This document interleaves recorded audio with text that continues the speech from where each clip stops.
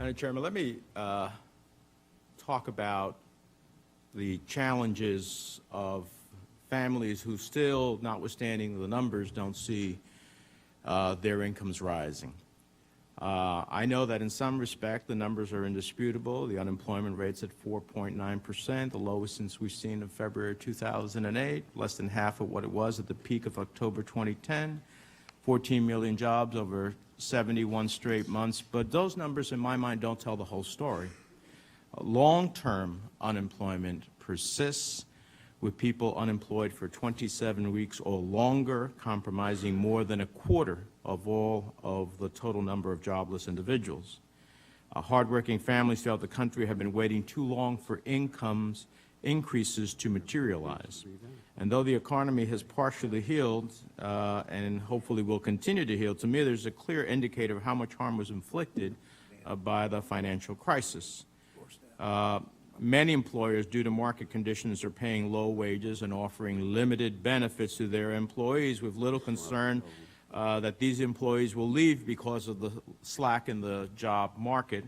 Employers have a sea of prospects every time an employee jumps ship.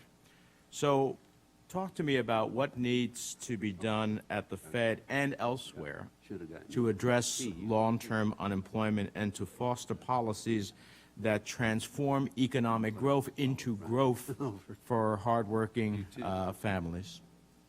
Well, I think what we're trying to do to contribute to the solution of that problem is to keep the economy growing at a steady pace, to keep the labor market improving in the hope and expectation that a stronger labor market will improve the status of all groups in the labor market and begin to bring down long-term unemployment, involuntary part-time employment, and we have seen that.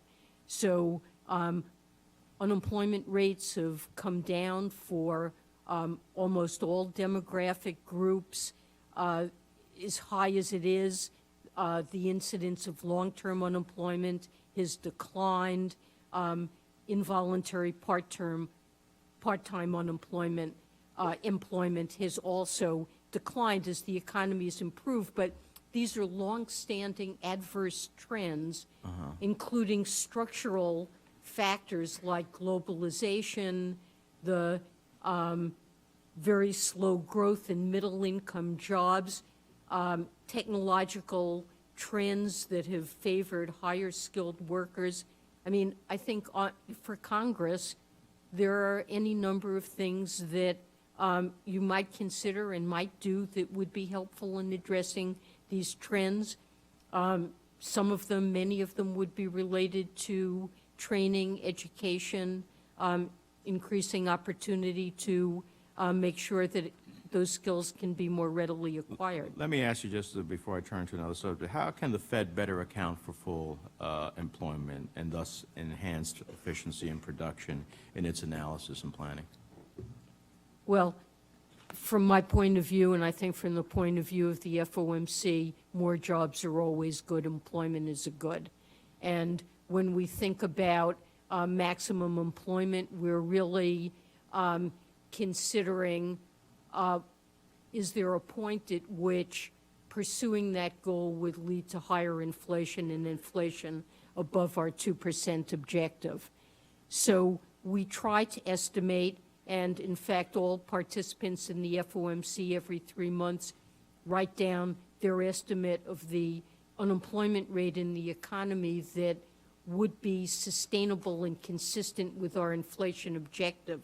At the moment, the median of those estimates is 4.9%, but most of us recognize that there are additional forms of slack that we would certainly like to see diminish. Well, as a corollary to that, and the final point I'd like to hear from you on is context matters. When I sit in the Senate Foreign Relations Committee and I see what's happening with China and other places in the world, context matters. And here in the United States and in Europe and Asia, we've seen the combination of fiscal austerity and tight monetary policy can be toxic for an economy that is recovering. And so I know that there is this sense among, I think there is a sense among Fed policymakers that they're eager to reach the point of the economy where we can, quote, normalize monetary policy by raising rates.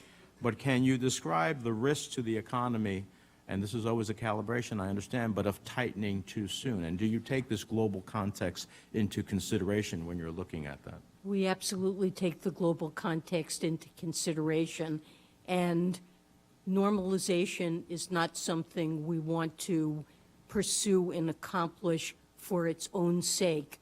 We only want to move to more normal levels of interest rates if it's consistent with achieving our objectives of 2% inflation and maximum employment.